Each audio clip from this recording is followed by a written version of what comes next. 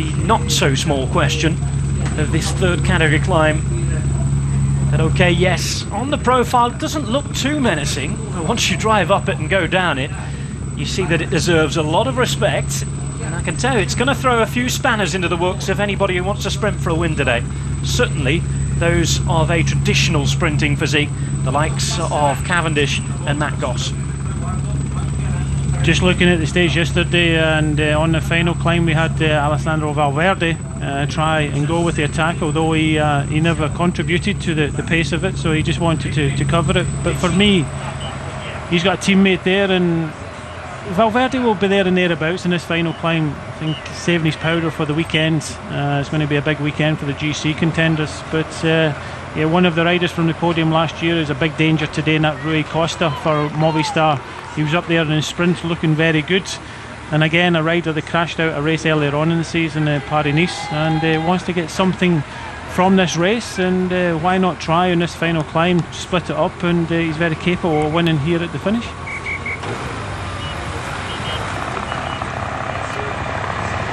Sky on this right hand side, not stretching it out too much. Radio Shack coming through in the centre. Of course, they're riding for Robert Kieselowski this week.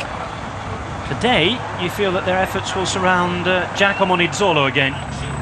If they can get him into the final, then there'll be a real chance.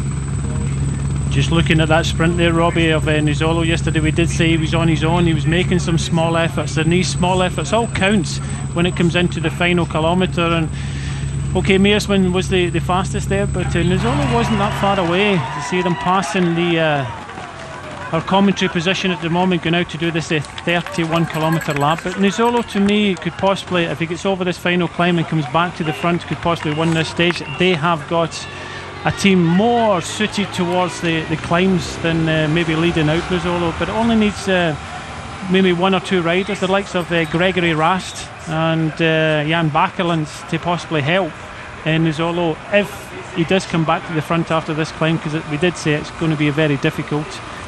We could see a win for Radio Shack. So many teams.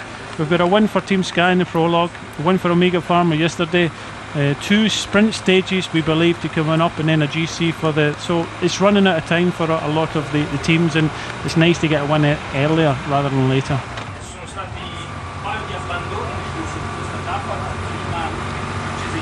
30.4 kilometres to go.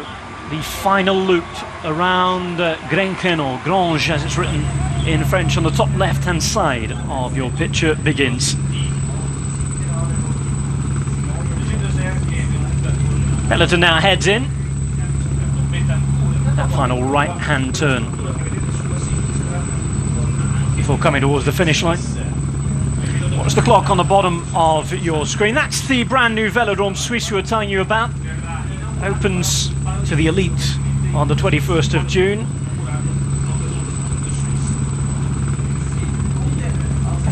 One minute and 30 seconds, the difference between the breakaway and the riders chasing on behind. The game will start here, and this is where the action on the stage will be played out. Just in the back of that picture for now, wearing the number 43, you can still see Mark Cavendish in this group, but it's all about if he can hold on this climb. It's going to be very, very difficult, I tell you.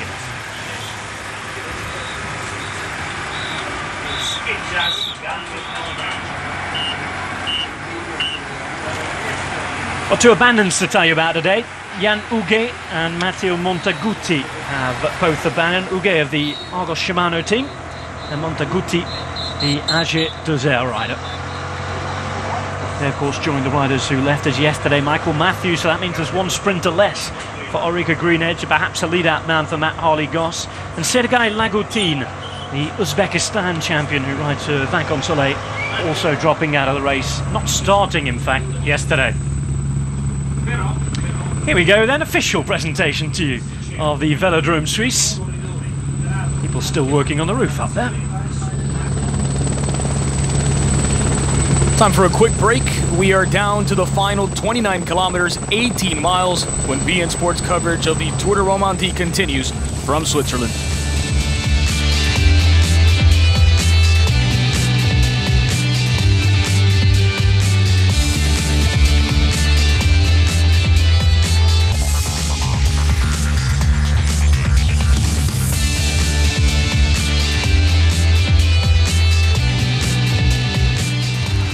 Welcome back. Riders are approaching the final climb of this stage at the Tour de Romandie. We rejoin the race in progress in Switzerland.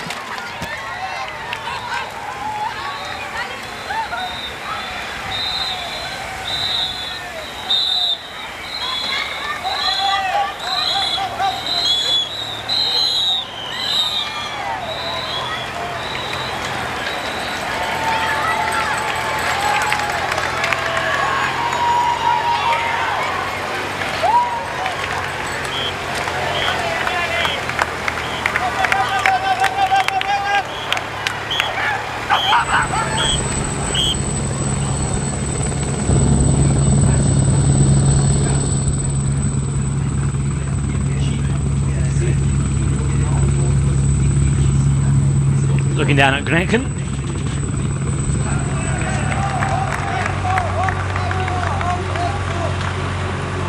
Riders riding through the start of the climb, and here we go, La Plagne. 833 metres above sea level is the crown of it. It's a long enough climb. Again, it's crowned at around 17 kilometres. Of course, 17 kilometres to go that will be, so the first and the last part are the hardest. 1 minute 10 the gap here. And a couple of false flats on the way through. But this is a lot harder than it looks on the road book and on the profiles that you've seen banded about on various blogs and the official documentation. This is going to really make it difficult. And straight away, Astana put a couple of men at the front now.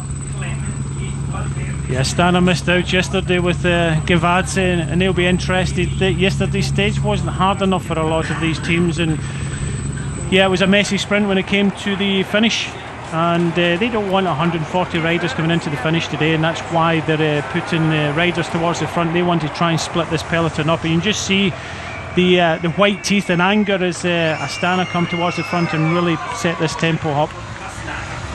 Good work being done by Astana. Dmitry Grutsev is the first rider putting in the work. Down behind him, Andrei Zaitz, another hard worker of the Kazakhstan squad. And this is going to see the gap start to tumble fairly quickly. Johnny Hergeland, we said he's on his way back. He's tested his legs today, but he's losing contact with his partners in the breakaway. Burkhardt and Brendel ride on. Johnny Hergeland, I'm afraid, has blown. Brendel also looks like he's in the process of doing so. Well, Hergeland did say he came to this race just to take it easy and come back and find his legs, and I don't think he can hold himself back. Every time we see him, he wants to go on the attack, and on the attack he went today, but it's the BMC day for Burkhardt, and he's trying his hardest to try and stay away. This is the drag up into the village, but this is a very difficult climb. We've got a bit of a descent to come before we head up towards the top, but this race is going to be in bits. The Mavic neutral service comes by, which means that the peloton behind are coming up very quickly now.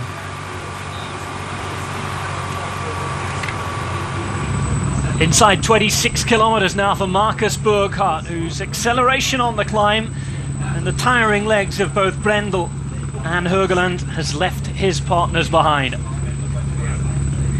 Well, Brandel's done a very good job for IAM team, and already Hergeland's been caught. You can just see him on the right hand side, but Brandel looks as if he will be on the podium tonight in the green jersey of the PMU points jersey.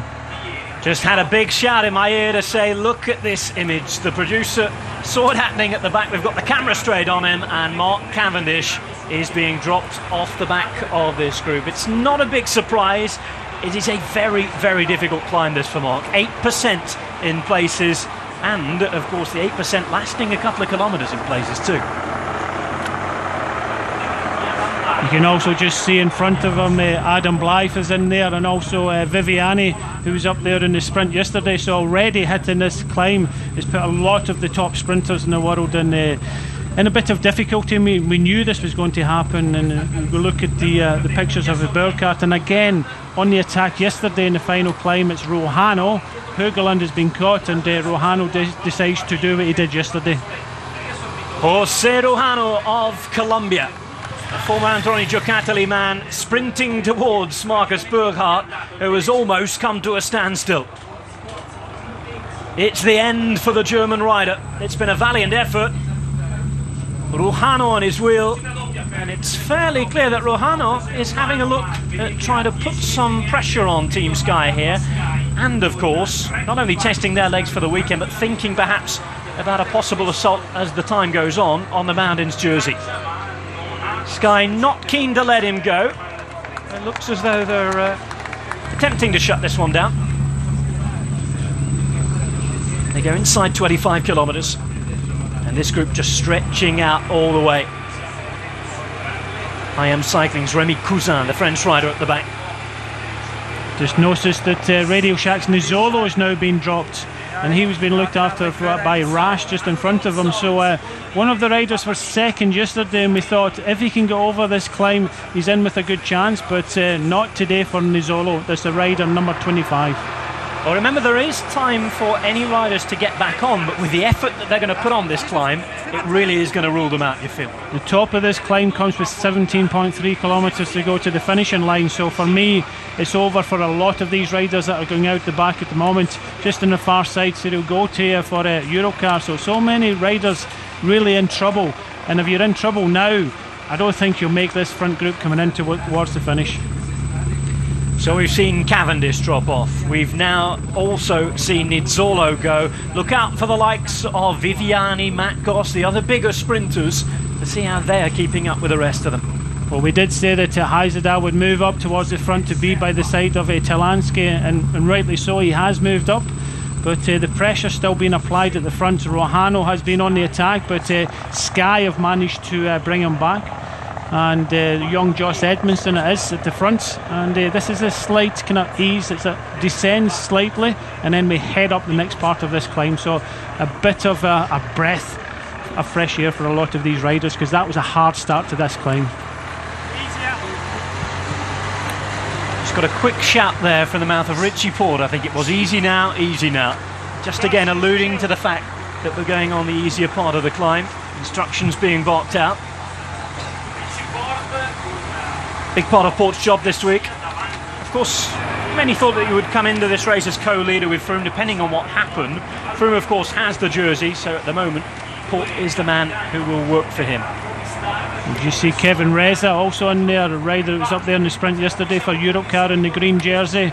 Chris Kirienka missing now, so it's been an easy day for a lot of riders, but Team Sky riding on the front for the last couple of days, it starts to pay its toll. Adriano Malori was the Lamprey rider we were looking for there. Good to see if we can see a glimpse of Roberto Ferrari in there. Remember, he was involved towards the end yesterday, and with Blythe going, the likes of Cavendish as well, we've already seen, will be one of the last fast men to have a chance.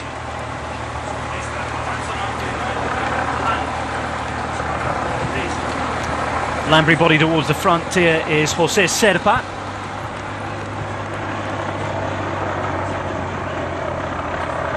Did you see on the right hand side, Blanco coming up towards the front with Stephen Kreuzwick, just sheltering the tall figure of Robert Gesink, and Gesink showing some good form in this race so far with a good prologue. But just behind Chris Froome you've got Valverde, the birthday boy, behind him one of his teammates, Ray Costa, we said would possibly try and have a go on this stage, but this helped producing a harder finish to this stage than it did yesterday.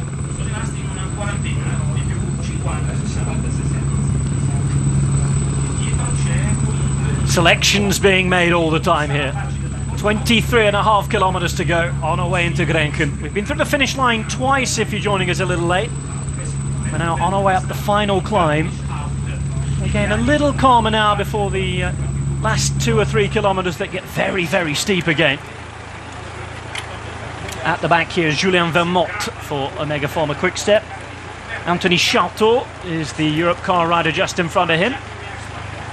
26 Nelson Oliveira for Radio Shack Leopard. And 122 Manuele Boaro of Team Saxo Tinkoff.